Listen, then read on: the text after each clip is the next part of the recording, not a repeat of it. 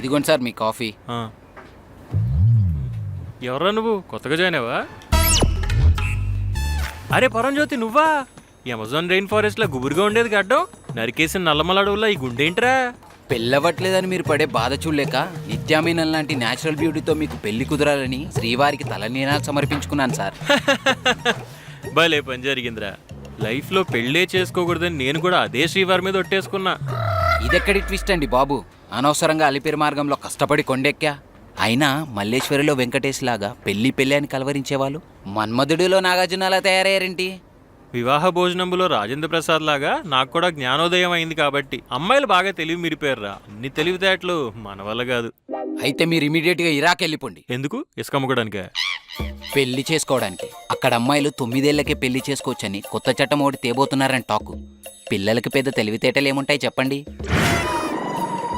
ప్రపంచమంతా అభివృద్ధి చెంది అంతరిక్షంలోకి వెళ్తుంటే వీళ్ళు మాత్రం ఈ అప్రాచ్యపు చట్టాలన్నీ చేసి అడవుల్లోకి వెళ్తున్నారు. చిట్. అంటే ఇంకా పెళ్లి చేసుకోను అంటారు. ఎస్. ఇన్ని సంవత్సరాల నుంచి మీకు ఆ పని తప్ప వేరే పనే లేదు. ఇప్పుడు ఏం చేస్తారు మరి? ఇలాంటి కన్ఫ్యూజన్స్ వచ్చినప్పుడే తట్టుకొని నిలబడటానికి గీతలో పరమాత్మ ఏం చెప్పాడో తెలుసా? ఏం చెప్పాడు? యత ప్రవృత్తిర్భూతానాం ఏన సర్వమిదం తదం స్వకర్మనాథమభ్యర్చ సిద్ధిం విందతి మానవ. తెలుగులో చెప్పరా ప్లీజ్?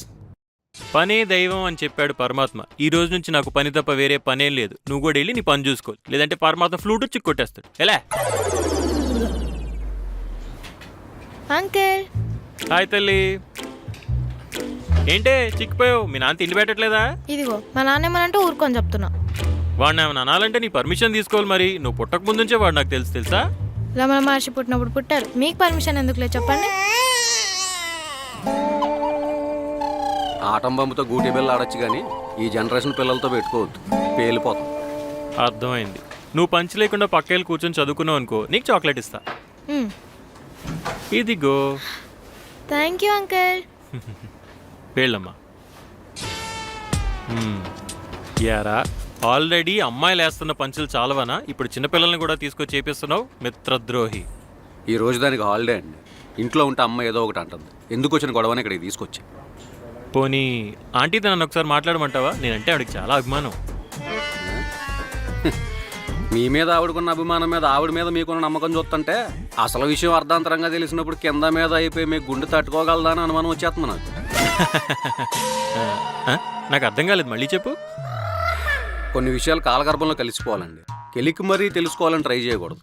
మనశ్శాంతికి మంచిది కాదు. పెళ్లి చేసుకోరా, ప్రాబ్లమ్స్ అన్ని సాల్వ్ అయిపోతాయి. నాది కాకపోతే ఢిల్లీ దాకా దేకమన్నాడంట మీలాంటోడే.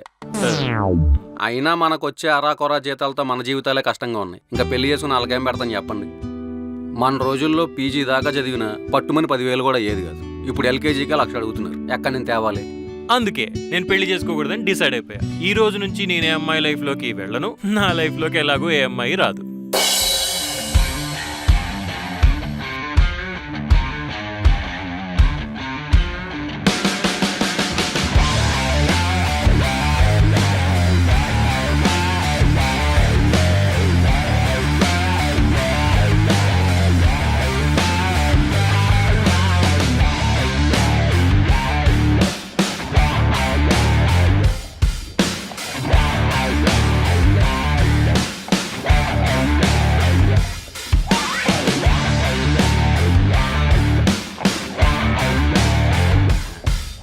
రావు గారు, యావరేజ్ ఫిగర్లు కూడా మనల్ని దేకరు కదా.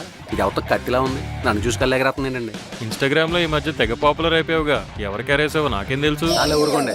అందరూ అదే గోల. ఇక్కడేం పీకింది లేదు, సచ్చింది లేదు. మీరు 7th క్లాస్ పబ్లిక్ ఎగ్జామ్స్ లో నీకు స్లిప్పులు ఇచ్చి సైన్ చేసింది ఎవరు? సుబ్బలక్ష్మి. 8th క్లాస్ చదివేటప్పుడు ఏలూరు పంట కాలువలో పడి ఈ ఈత కొట్టడం రాక నువ్వు గిలగిలా కొట్టుకుంటుంటే గబగబా వచ్చి నిన్ను కాపాడింది ఎవరు? అది కూడా సుబ్బలక్ష్మి కదా. మరి నీ ప్రాణాలు కాపాడిన ప్రాణదాత ఎదురుగా వచ్చి నుంచుంటే ఎవరు నువ్వని అడుగుతావురా? ద్రోహి. ఉసే సుబ్బు నువ్వా? సుబ్బు సుబ్బలక్ష్మి కాదు, శాండీ. Call me Sandy.